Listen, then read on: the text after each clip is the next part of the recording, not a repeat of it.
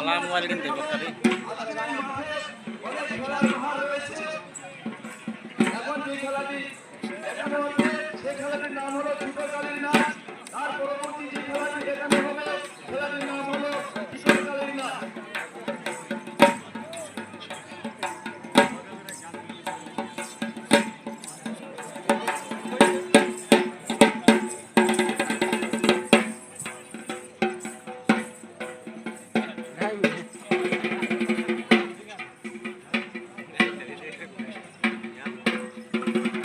আমি নারন ওইটা জায়গাটা